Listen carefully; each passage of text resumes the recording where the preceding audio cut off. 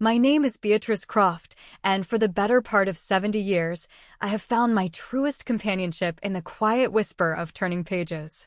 Most people in Port Providence know me as the woman who runs The Last Chapter, a small, cluttered bookstore on a cobblestone side street, where the scent of aging paper and brewed tea hangs in the air like a permanent, gentle fog. They see a woman with silver hair usually tied in a loose bun, hands faintly smudged with ink, and a fondness for comfortable cardigans. This is the life I chose, a peaceful current in a world of roaring rapids. What they don't see is the other life I've led. They don't know that 35 years ago, with a degree in computer science that was a novelty for a woman of my generation, and a resilience forged in the fires of being told no, I founded Starlight Enterprises. I started it in a rented garage with 2 servers and a pot of stale coffee, fueled by an idea that technology should be a tool for connection, not just commerce. Today, Starlight Enterprises occupies a gleaming glass tower downtown, a beacon of innovation that I built from the ground up.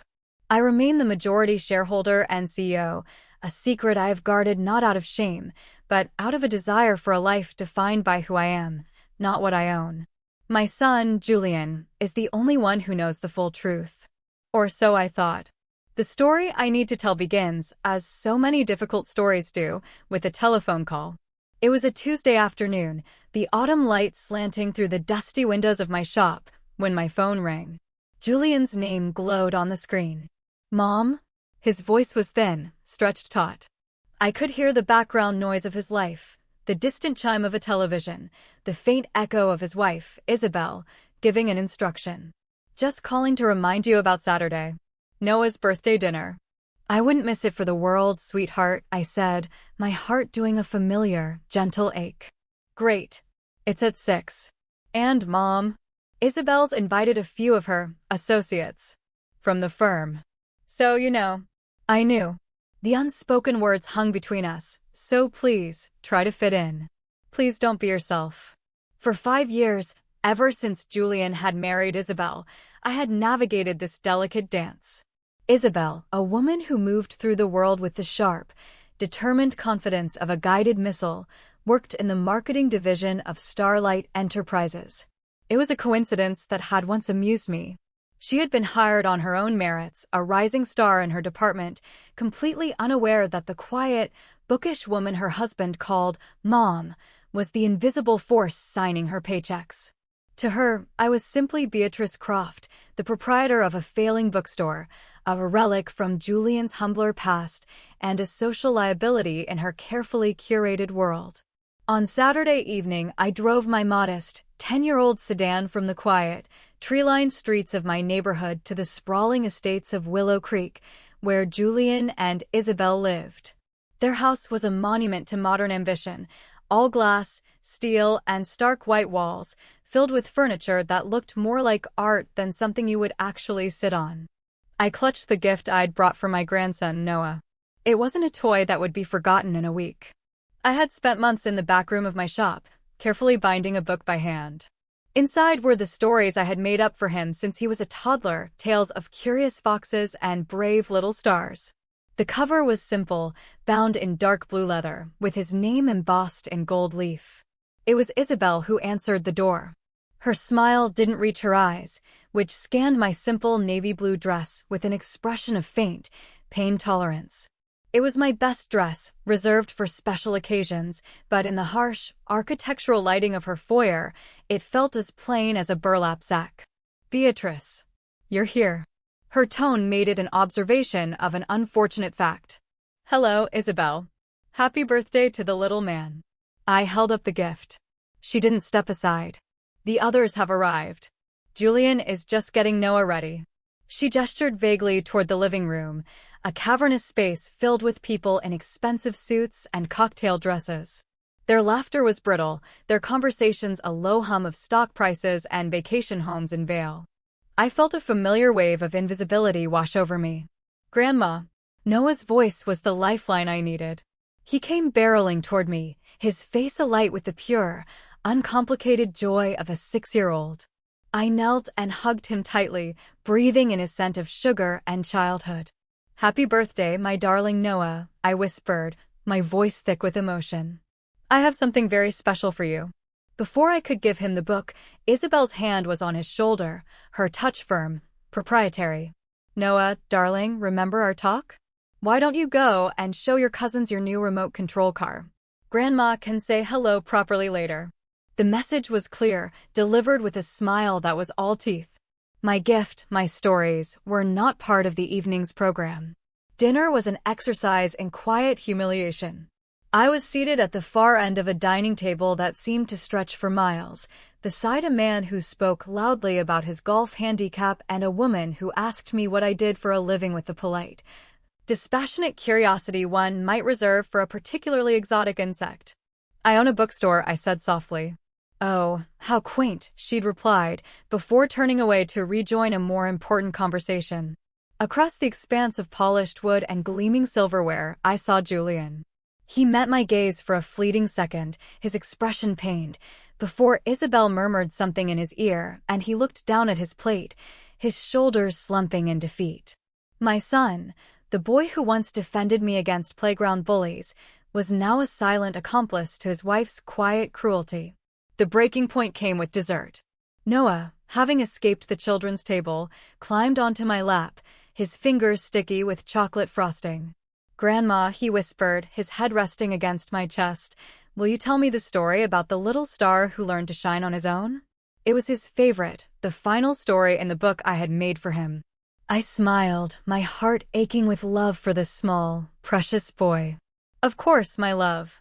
Once upon a time, in a sky full of very bright, very loud stars.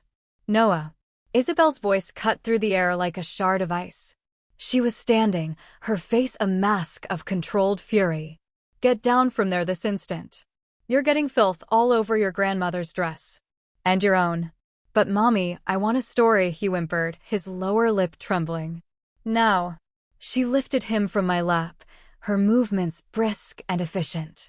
She then turned her gaze on me, and the polite facade finally crumbled, revealing the cold contempt beneath. I think it's time for you to leave, Beatrice.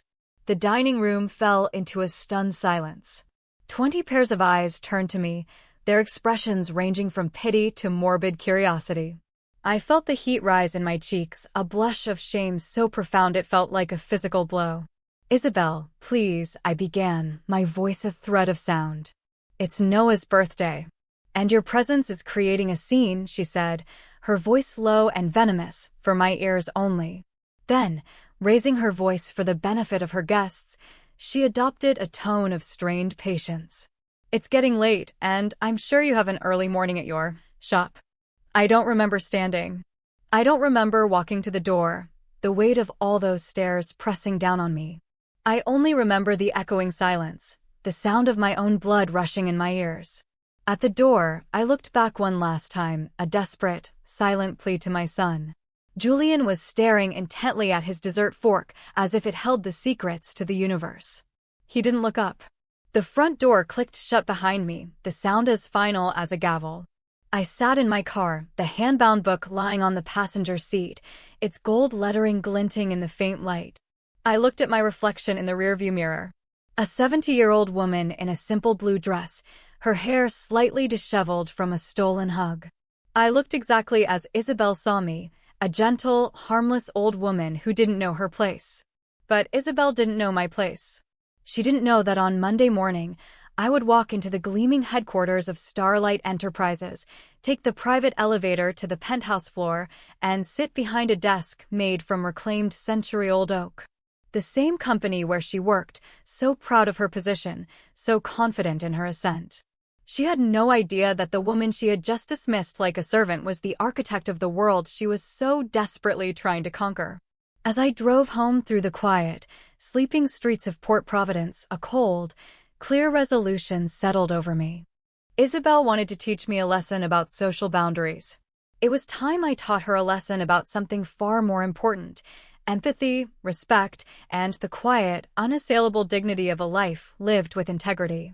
The lesson would not be born of vengeance, but of necessity. I arrived at Starlight Enterprises at dawn on Monday. The city was still waking, wrapped in a soft gray mist that softened the hard edges of the skyline. My building stood as a silent testament to a lifetime of work, its glass skin reflecting the nascent light. Hector, the head of security, greeted me with a familiar smile. "Morning, Miss Croft." The early bird. "Some things require an early start, Hector," I said, returning his smile. My office was my sanctuary. It occupied the entire top floor, with panoramic windows that offered a god's-eye view of the city I loved. But this morning, I ignored the view. I went to my computer and accessed the Human Resources database. Isabel Dubois Croft, Senior Marketing Strategist. Hired 3 years ago. Her corporate headshot was pristine, blonde hair perfectly coiffed, a smile that radiated ambition. Her performance reviews were glowing. "A dynamic asset," one read. "A natural leader with a keen eye for brand synergy," said another. But I dug deeper, past the polished surface of her official file. I accessed the internal complaint logs, the confidential exit interviews, the anonymous employee feedback channels that fed directly to my office, bypassing middle management. It took me less than an hour to find what I was looking for. It was a pattern, subtle but unmistakable. 3 separate complaints had been filed against her over the past 2 years, all by employees over the age of 60. The first was from a man named Walter Finch, the mailroom supervisor, a gentle soul who had been with the company since the beginning. He had filed an informal complaint after Isabel had publicly berated him in front of his team, calling the mailroom a retirement home for people who can't keep up with the digital age when a package she was expecting was delayed by an hour. The complaint had been dismissed by her direct supervisor as a minor misunderstanding. The second was from a woman in accounting, Diane Lee, who reported that Isabel consistently treated her with condescension, making remarks about her outdated methods and suggesting she might be happier in a less demanding role. Again, it was smoothed over. The third was the most telling. An exit interview with a graphic designer, a brilliant man of 65 named Samuel, who had taken early retirement. When asked his reason for leaving, he'd stated, "The culture in the marketing department has become abrasive. There's a sense that experience is seen as a liability, not an asset. You're made to feel like you're in the way." He specifically named Isabel as a key factor in his decision. I leaned back in my chair, a profound sadness settling in my chest. This wasn't just about me. It wasn't about a disastrous dinner party. This was who she was. Her cruelty was not an anomaly, it was her method of operation. She climbed the ladder by kicking down at those she perceived as weak, disposable, or old. My private line buzzed. It was Julian. "Mom." His voice was laced with an exhaustion that went bone deep. "I am so sorry about Saturday night. Isabel. She gets so stressed with these events." She didn't mean it. The familiar excuses. The gentle papering over of gaping wounds. "She asked me to leave my grandson's birthday party, Julian." "I know. And I should have said something." I froze.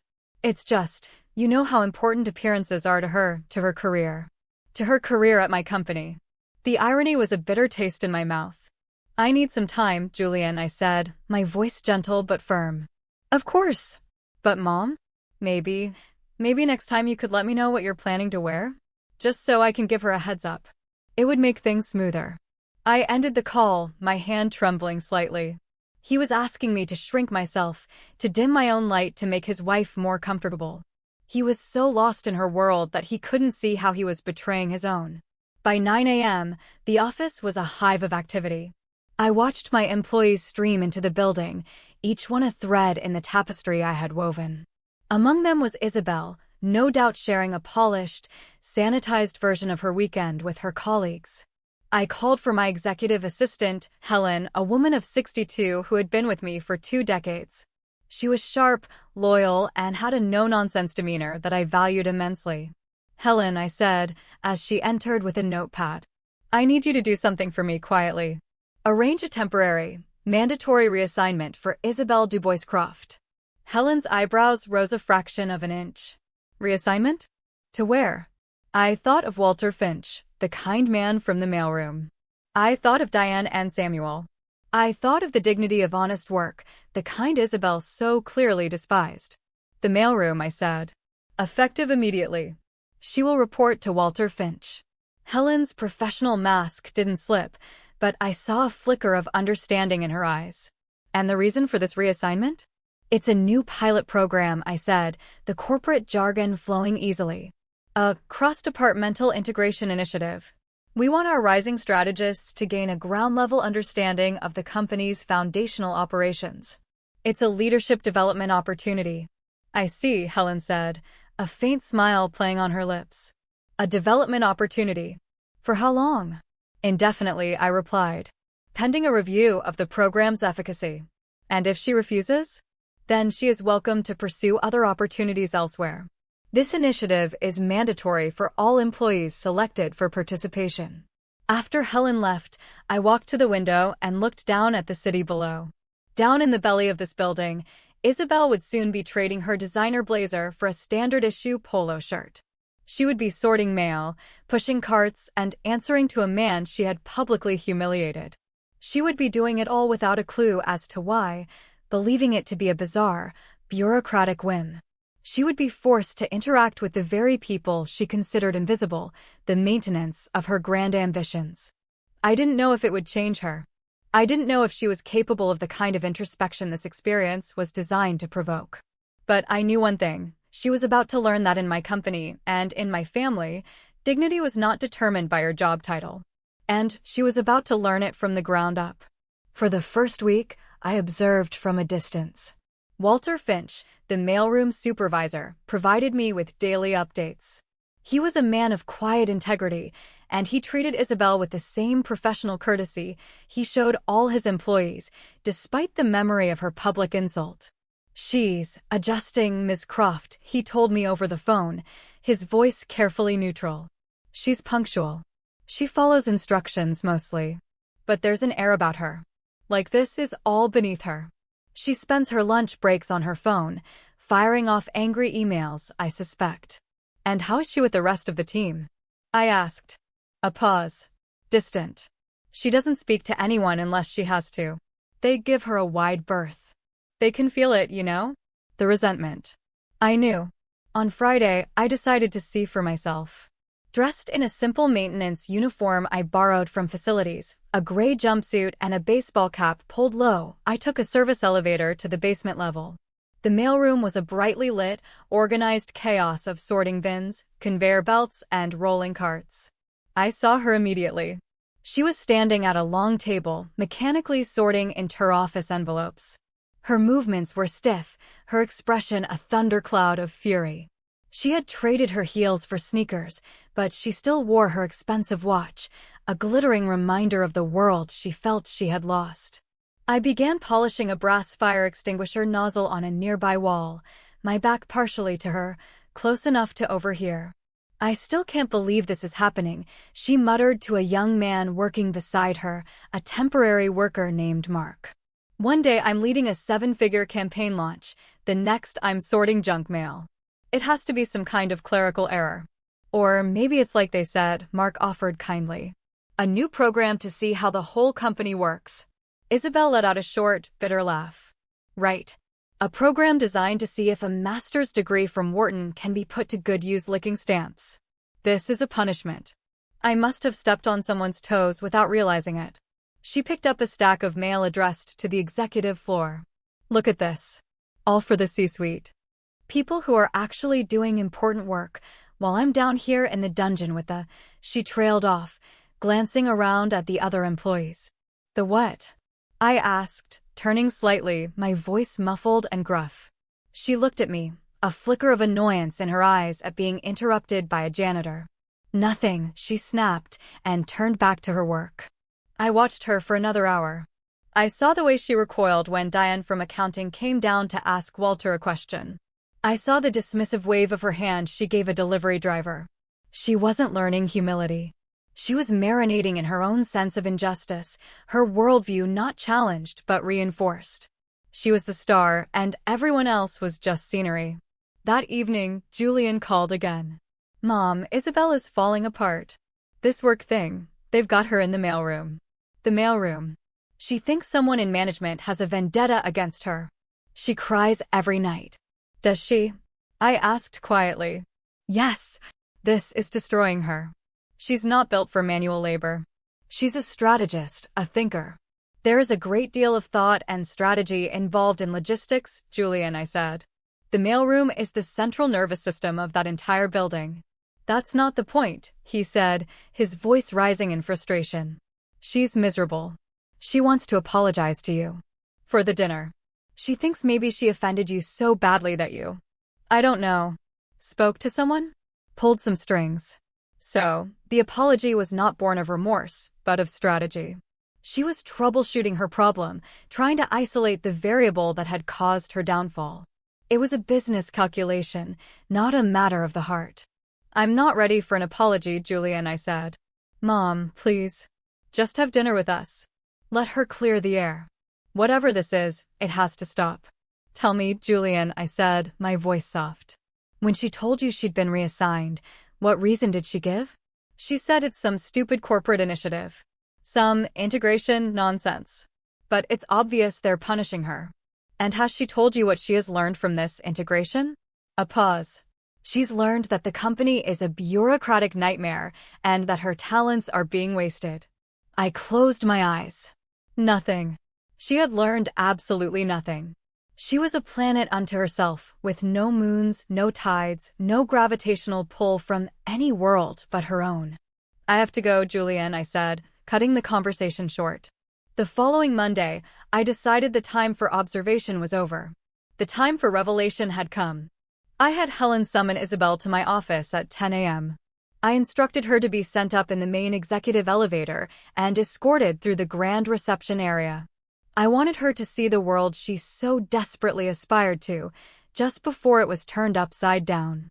I was standing at the window, my back to the door, when I heard her enter. The soft click of her sensible mailroom shoes sounded alien on the marble floors. Excuse me. Her voice was wary, laced with impatience. My supervisor said someone up here wanted to see me. There must be a mistake. I turned around slowly. The progression of emotions on her face was a sight to behold. First, confusion. Why was her mother-in-law, the quaint little bookstore owner, standing in the CEO's office? Then, a flicker of dawning comprehension. Then a wave of pure, unadulterated shock that bleached the color from her face. Her perfectly composed mouth fell open. Beatrice, she whispered, the name a question mark hanging in the vast, silent room. Hello, Isabel, I said calmly.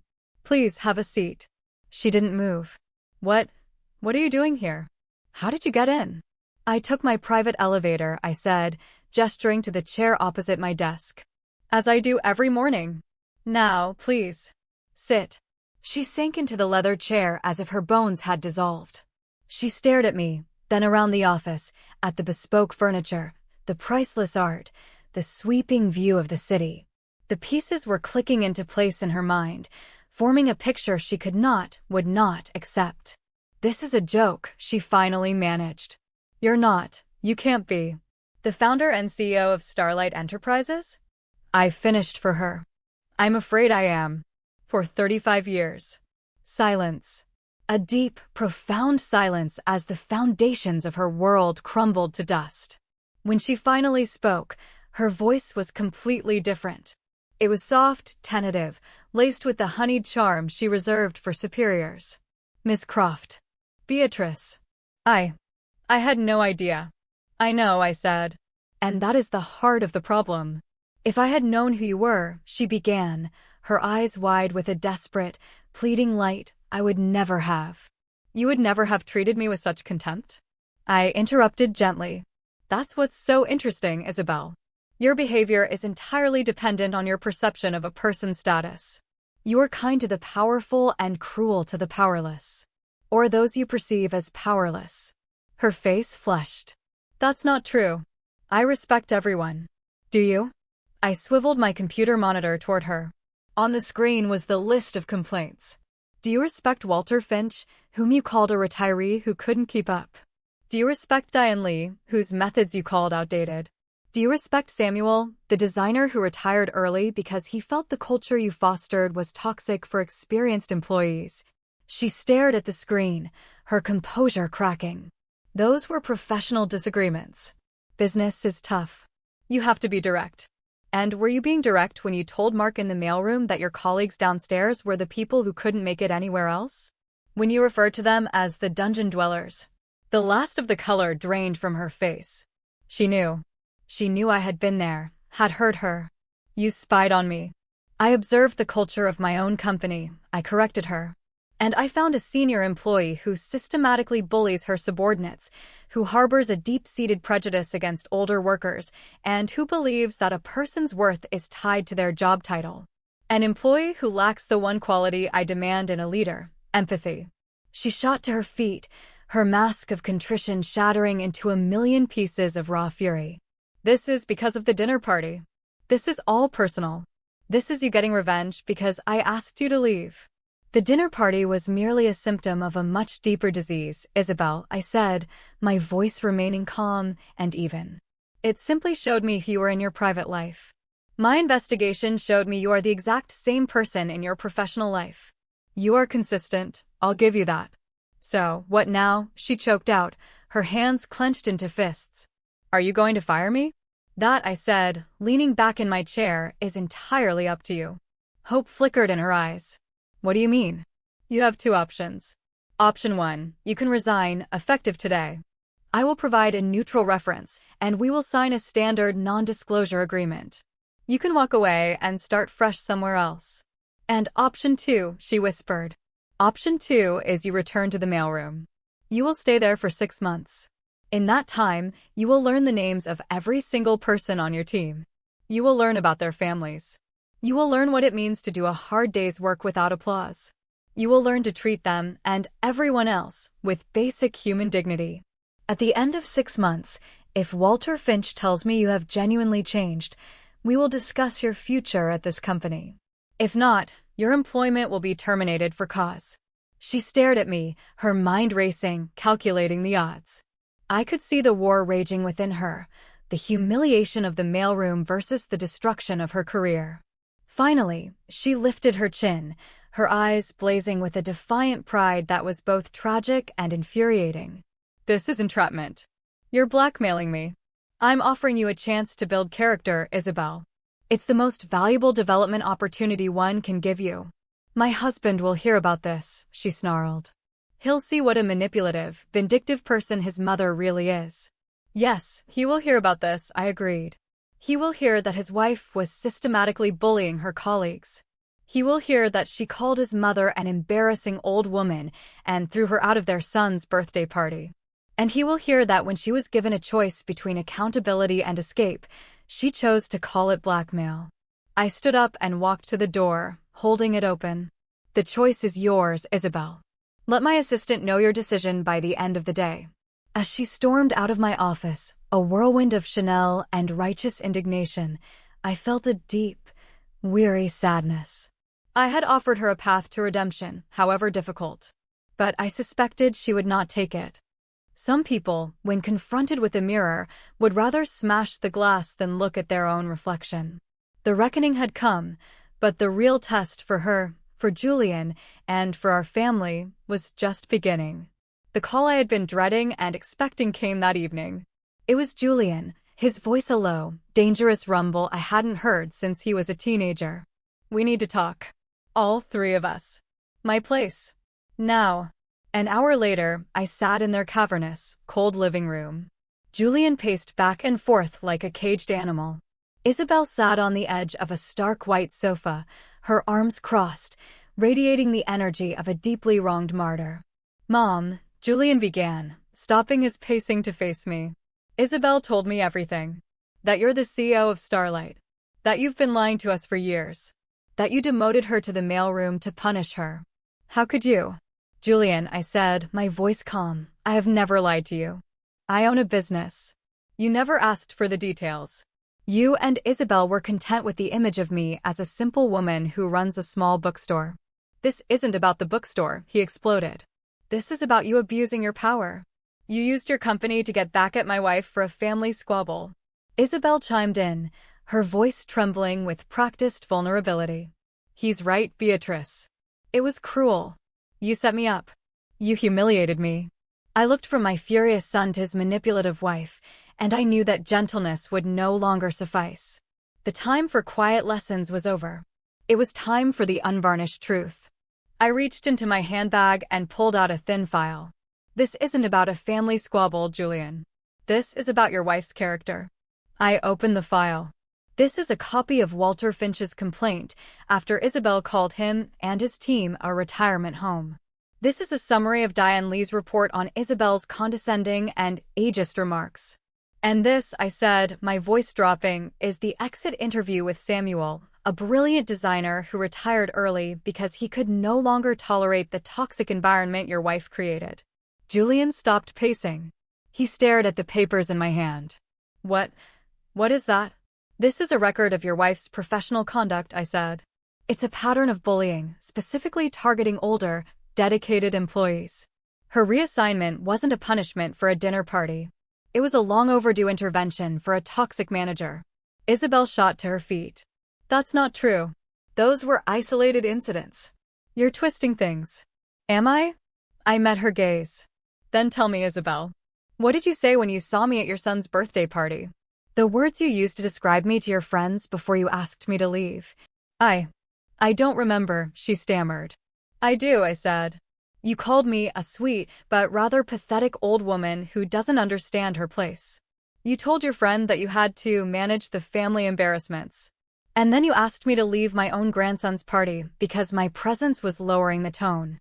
The air went out of the room. Julian turned to his wife, his face a mask of disbelief. Is that true, Isabel? Did you say that about my mother? Julian, you have to understand the pressure I was under, she cried, her composure finally shattering. My boss was there. I had to maintain a certain image. Your mother showed up in that dress, with a homemade gift. It was embarrassing. Embarrassing. Julian's voice was a whisper. My mother was embarrassing? He looked at me, truly looked at me, for the first time in years. He saw not the social liability, but the woman who had raised him, who had worked 2 jobs to send him to college, who had sat with him for hours when he had a fever. She is the least embarrassing person I know, he said, his voice shaking with a fury that was directed as much at himself as at her. She is the most decent, honorable person I have ever known. And I let you throw her out of my house. He turned back to Isabel, and the illusion that had held their marriage together for 5 years finally disintegrated. I have been making excuses for you for years. For your snobbery, for your cruelty, for the way you look down on everyone you think is beneath you. I ignored it. I enabled it. And it stops now. Julian, don't be dramatic, she said, trying to regain control. Get out, he said, his voice flat and dead. What?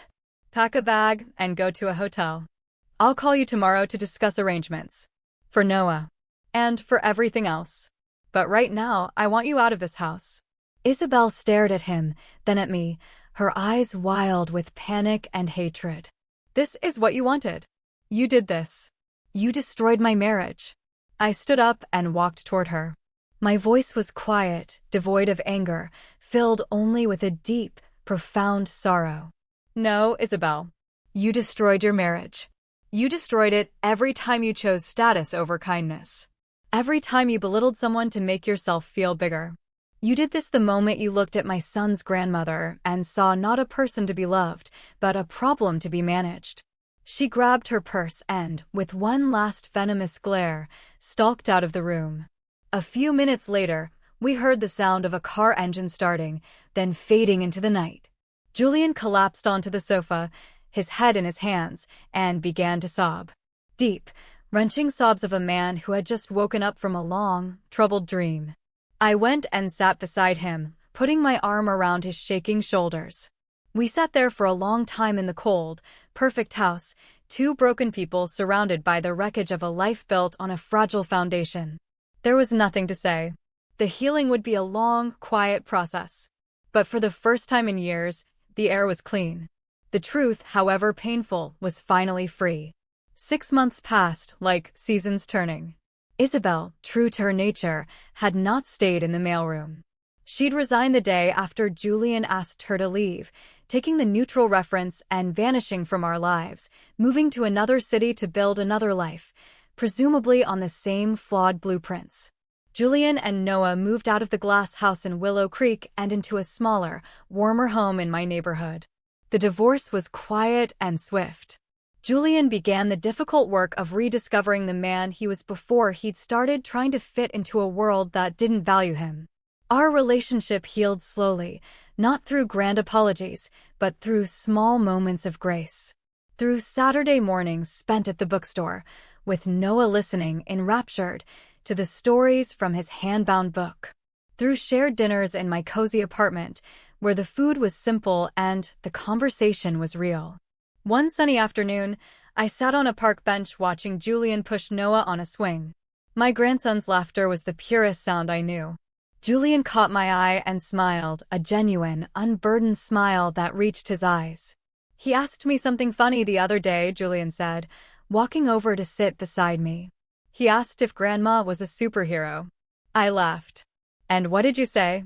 "I told him yes," he said, his voice thick with emotion. "I told him you were the kind of superhero who doesn't wear a cape. You just make things right." I thought about Starlight Enterprises. I had promoted Walter Finch to head of internal logistics, his years of quiet competence finally recognized.